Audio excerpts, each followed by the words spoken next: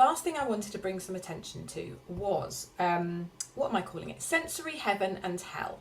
I've written a few notes, but I might even look like I'm reading them because I want to really make this very clear about some of what I know is going on in our neurodiverse relationships. Sensory harmony isn't everyone having the same sensory experience, or everyone or someone having their ideal experience at the cost of other people. That is not sensory harmony. This is it's about knowing, about believing and catering for yours and others' sensory tolerances, needs and preferences. It's a bit like cooking a meal in a way that meets everyone's tastes and dietary needs so that people enjoy the experience and they're not sick afterwards. Okay? I think this is maybe a helpful analogy for what sensory harmony is about. So imagine if we all had to eat according to a prescribed menu of foods every mealtime, or we had to listen to certain music. Maybe we'd love it all, or hate it all. Maybe it wouldn't bother us, or some we loved, some we hated, some we didn't really mind either way, versus eating the food and listening to the music that was harmonious to our tastes. Not catering, not knowing first, and not catering for all these differences is like not knowing, or knowing and still eating or making someone eat something that they are intolerant or allergic to. That's what the equivalent of sensory heaven and hell is. And that's what we're really talking about. We want to be in a sensory harmony, not in someone's sensory heaven and someone's sensory hell.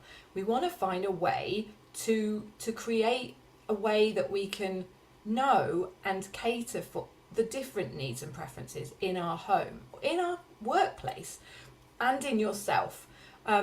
Most neurodivergent people have never experienced their ideal sensory environment. Maybe none of us have, but neurodivergent people in particular may never have experienced this. It's not been available to them. They may have no idea even what it is.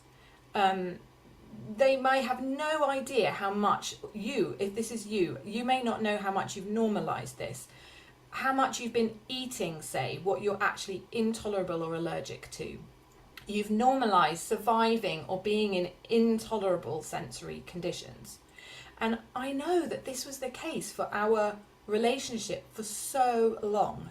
There were things that I was finding intolerable and uncomfortable in my relationship, but it went nowhere near towards what Pete had been tolerating, or not really tolerating, like barely surviving in for more than 50 years of his life. When we had COVID, this was brought into, I think, the most stark contrast for us. So for Pete, COVID for Pete was the best thing. He said it's the best thing. Just the other day he said it's the best thing that ever happened to me. How could that possibly be? Like, for me, it was like, God, this is the worst thing that could happen to me. It's the worst thing that could happen to the world. For Pete, this was the best thing that ever could have happened to me. For the first time, Pete experienced his ideal sensory environment at the age of 63, 2 years ago, 63.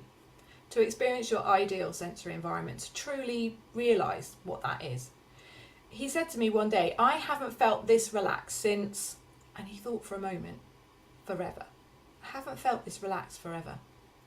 His nervous system could relax. In the environment we were in, lockdown, his nervous system could relax.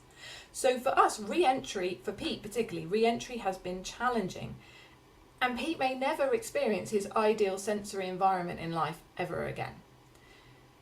So what is often Pete's sensory experience hell is my sensory experience heaven, and vice versa.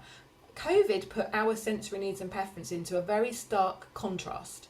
And it's just, I think it's really important for us to just recognise that in doing that, we need to understand how our home is our environment most of the time. So if we are not in something that is close to ideal for each of us, and that doesn't mean loads of compromising. I think a lot of people think I've just got to give up on what I like, I've got to give up on what I've got to do what they like. Everyone's been adapting, You know, the neurodivergent have been adapting to normalise and just tolerate and be in all sorts of situations that are not tolerable. And we may have been adapting or forcing onto or making people eat, consume, be in sensory environments that are like making us eat food that's intolerable and allergic. You know, it's a helpful way to create a contrast here and understand how vital and important this is. This is then about how do we cater, saying this is a mealtime around a table, how does our home know and cater for everyone's tolerances, needs, preferences in whatever way we can, step by step. How do we do that so that people can thrive? Firstly, so they can feel safe, because for Pete, his capacity for a lot of sensory stuff was actually, his tolerance was becoming, what's the word? He'd become more and more intolerable because he's been exposed. The more you're exposed to something you're intolerable to, the more sensitive you become to it, the more easily you're going to feel it's intolerable. As we change some of the things in our relationship and our environments and how we lived, safety increased, capacity went up, and actually the sensitivity around some of the sensory things, definitely not all of them, began to change. So there's various dimensions to this that are really, really important and helpful to know about.